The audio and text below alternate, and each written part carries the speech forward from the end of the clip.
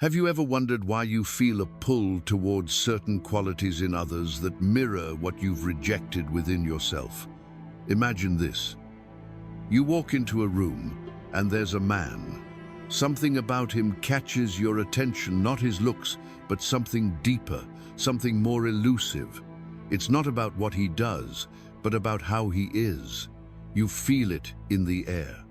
It's a quiet strength, a silent confidence, an energy that taps into something inside you, something you've tried to bury or neglect. What if I told you this man is a reflection of your own soul, of your own suppressed desires and repressed qualities? What if the same can be said for the opposite, when a man looks at a woman and feels a longing for something he cannot quite grasp? This is where Carl Jung's concepts of the anima and animus come into play, the hidden forces within each of us that shape our relationships, our desires, and our journey toward wholeness. Carl Jung, the Swiss psychiatrist, opened our minds to a deeper understanding of the psyche. He introduced us to the concept of the anima and animus, the unconscious feminine and masculine principles that reside within every individual. These inner figures are not merely abstract concepts or fleeting emotions. They are forces of nature, shaping our behavior, our choices, and our connections with others. The anima is the feminine aspect of the psyche within a man, while the animus is the masculine aspect within a woman. And as Jung believed, understanding and integrating these aspects is crucial for our psychological growth and individuation. But why does this integration matter? Why is it so vital for our relationships and emotional well-being? The answer lies in the idea that, without integrating these opposing forces within us, we are left fragmented, unconsciously projecting our inner conflicts onto others. The man who rejects his anima might find himself drawn to women who are distant, unapproachable, or emotionally unavailable. He seeks the qualities he represses within himself, his vulnerability, his emotional depth, his intuitive side in others. Similarly, the woman who denies her animus may find herself attracted to men who embody traits she feels are unavailable to her: strength, decisiveness, and independence. The desire to connect with these traits stems from the unconscious realization that integrating them is the key to inner wholeness.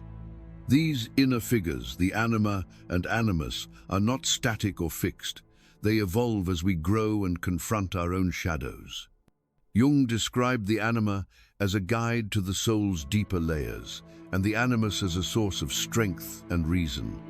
As men and women encounter these aspects of themselves, they must move through different stages of development, facing the projections and repressions that have defined their relationships with the opposite sex. For the man, his anima is the feminine figure within who represents the emotional, intuitive, and unconscious aspects of his being. It is through the anima that he experiences his emotional depths and his connection to the collective unconscious, to the nurturing side of life. But if he neglects this aspect of himself, if he pushes it down, he risks becoming disconnected from his true emotional self. He may project his anima onto women in unhealthy ways, seeking them as the emotional fulfillment he cannot provide for himself. This projection leads to a cycle of obsession. He longs for the woman who embodies his unconscious desires, but is unable to fully accept those desires within himself. Similarly, the woman's animus represents her inner masculine energy, the rational, decisive, and assertive force that empowers her to take action and navigate the world with confidence. The animus is the voice of reason and logic, but it is also the source of her strength. When she fails to integrate this part of herself, she may feel weak, indecisive, or passive. She may project her animus onto men, seeking external validation for qualities that lie dormant within her. As she unconsciously longs for the strength and leadership of men, she neglects her own internal power, struggling to find her voice in a world that demands submission or conformity. When the anima and animus are integrated within us, they create balance. For a man, embracing his anima means accepting his vulnerability, his emotional depth, and his connection to the feminine energy within. For a woman, embracing her animus means accepting her own strength, assertiveness, and connection to the masculine energy that lies within her. Only when these energies are integrated can we achieve wholeness, moving beyond projections and unhealthy attachments. This process of integration is not without its challenges. To truly confront the anima or animus within, we must face our shadow, the aspects of ourselves that we have rejected or feared. These figures embody the qualities we deny in ourselves, but they also hold the key to our growth. By integrating these aspects, we move closer to individuation, the process by which we become fully ourselves, embracing both the light and dark aspects of our personality. But what does this mean for our relationships? The truth is, when we project our anima or animus onto others, we do so in search of completion. We unconsciously look for the missing pieces of ourselves in our partners, hoping they will fulfill the qualities we lack. However, this projection often leads to frustration and disappointment, as the external world can never provide what we must first find within ourselves. By learning to understand and integrate the anima and animus, we can build healthier, more fulfilling relationships based on authenticity, not on the unconscious desire to possess or be completed by another person. In the end, the anima and animus are not just psychological concepts. They are essential to understanding the depths of our desires, our attractions, and our connections with others. When we embrace these inner figures, we step into a deeper understanding of who we are, both as individuals and as partners. We move from projection and obsession to integration and acceptance, from shadow to light. And in this process, we reclaim our full potential, becoming more complete, more authentic versions of ourselves. As the man and woman continue their journey toward individuation, their relationship with the anima and animus evolves. This integration is not a one-time event, but a continuous process, an unfolding of the self that requires ongoing self-awareness and confrontation with the unconscious.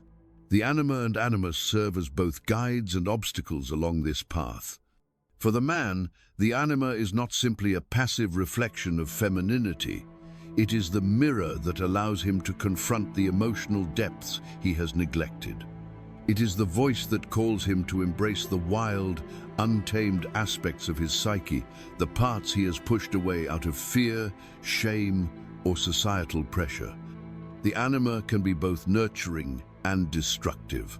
In her nurturing aspect, she encourages creativity, intuition, and emotional connection. She is the muse, the voice of inspiration that sparks artistic expression, deep emotional bonds, and spiritual awakening. Yet, in her destructive aspect, the anima can become a source of emotional turmoil, obsession, and confusion. If the man fails to confront his unconscious projections onto women, he may find himself entrapped in unhealthy relationships, addicted to the emotional highs and lows that the anima can bring. He may chase after women who embody his fantasies, but avoid facing the true nature of his own emotional life.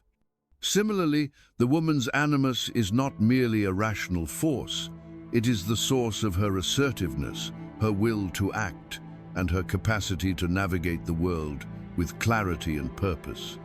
The animus represents the masculine energies within her, the strength to stand firm, to protect, to lead. When the woman integrates her animus, she becomes empowered, making decisions with confidence and trusting her intuition.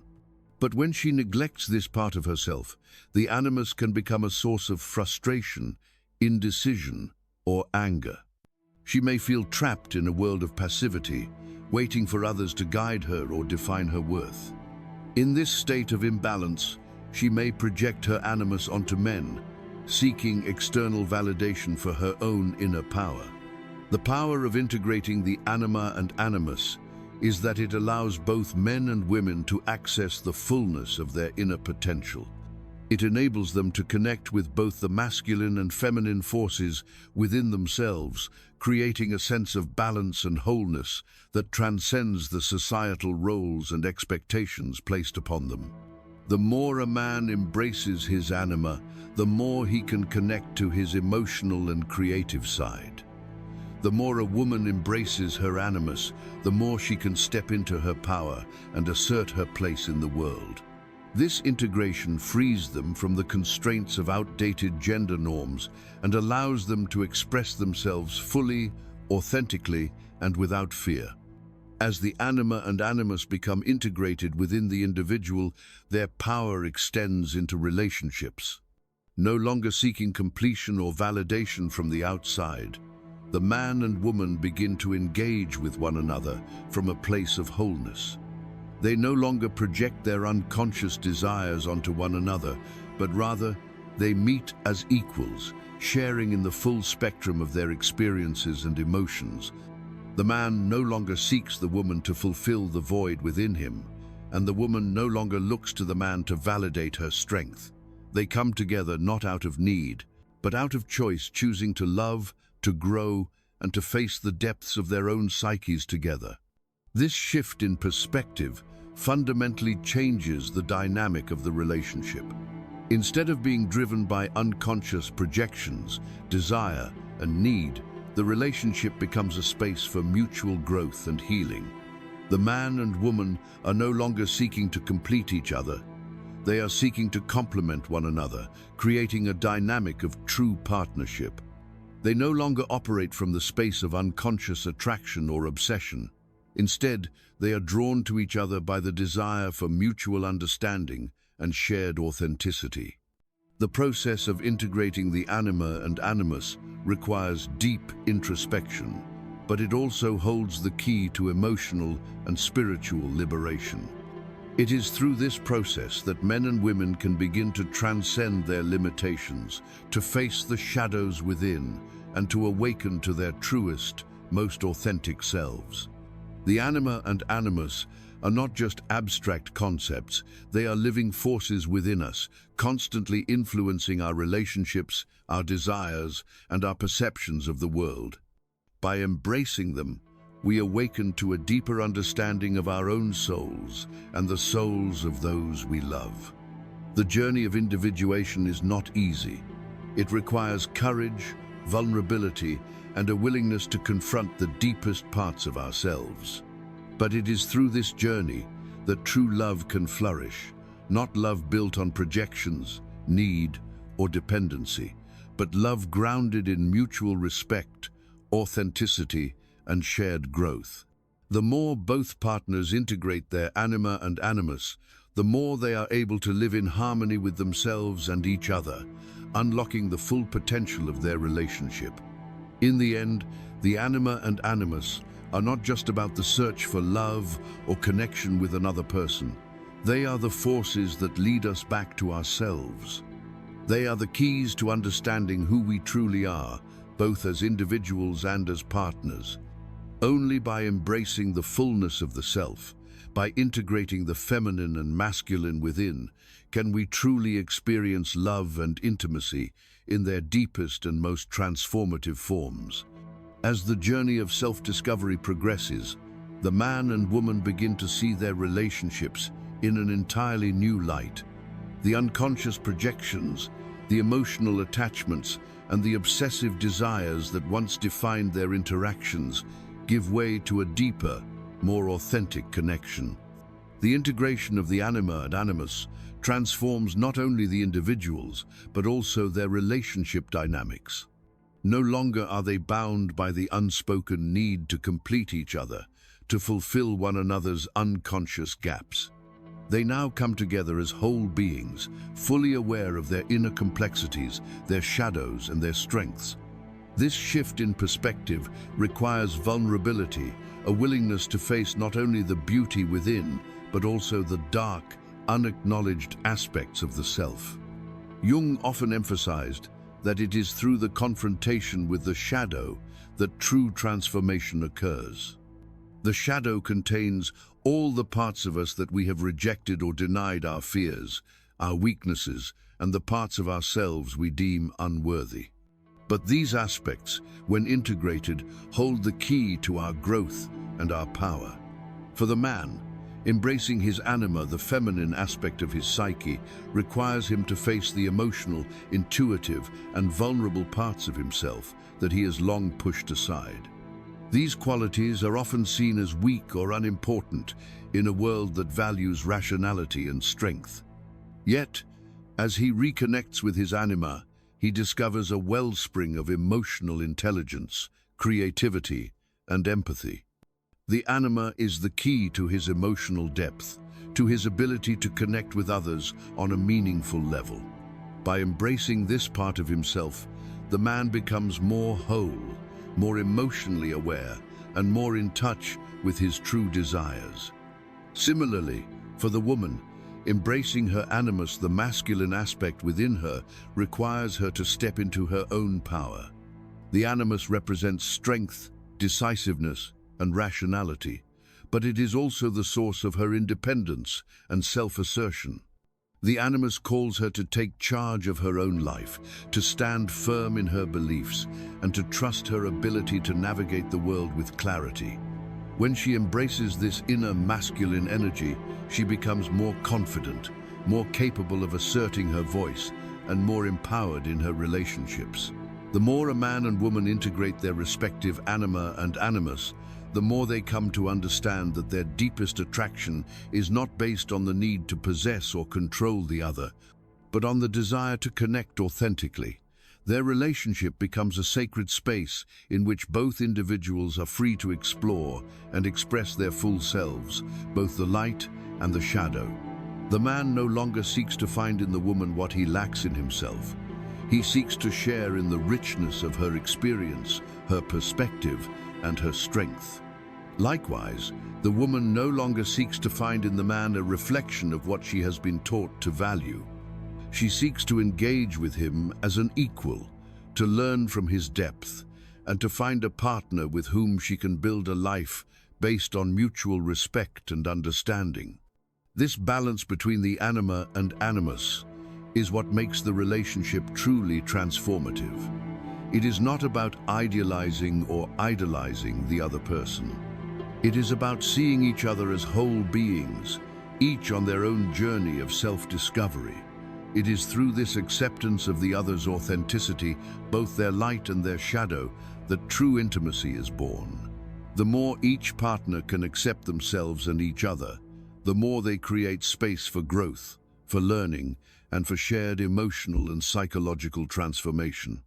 It is in this shared space of authenticity and vulnerability that the deepest forms of connection can emerge. The man and woman are no longer driven by unconscious needs or projections. They are no longer trapped in the cycle of desire for something they cannot fully grasp.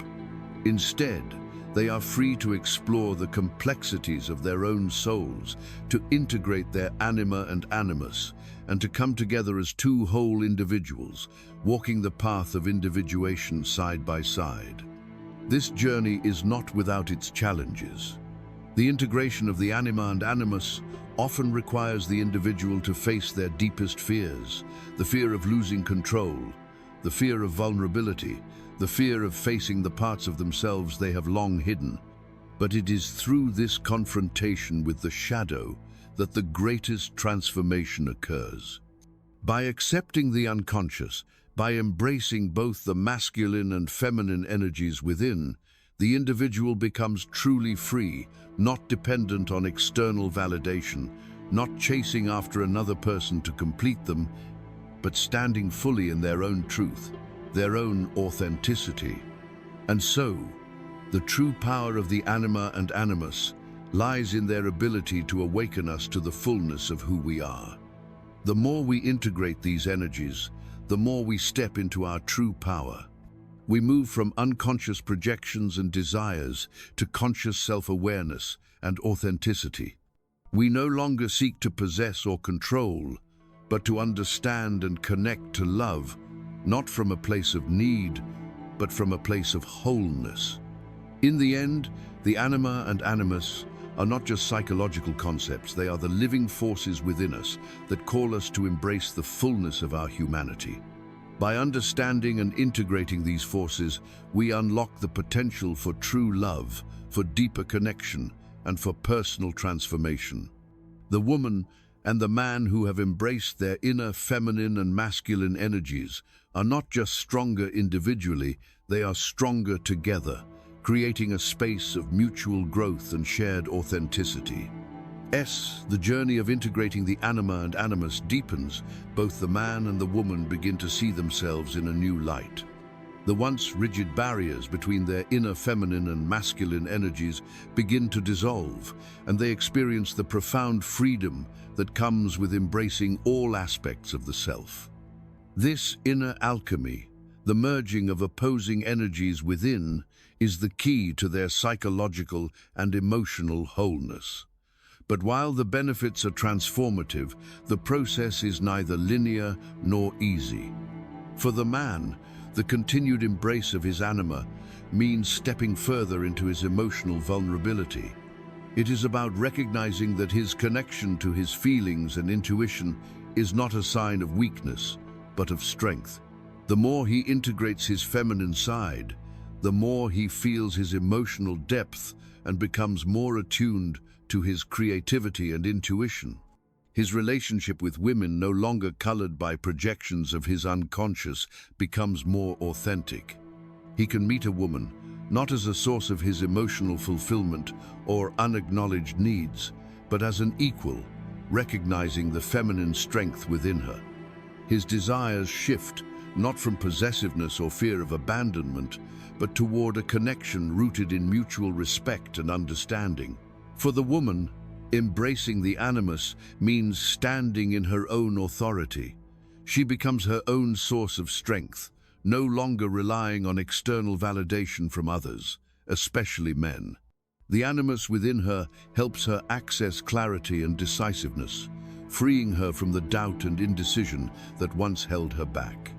As she integrates these masculine qualities, she moves beyond societal conditioning that may have taught her to stay passive or to give up her voice. She learns to claim her space, her independence, and her right to act in the world with confidence. As a result, she no longer seeks a man who will complete her.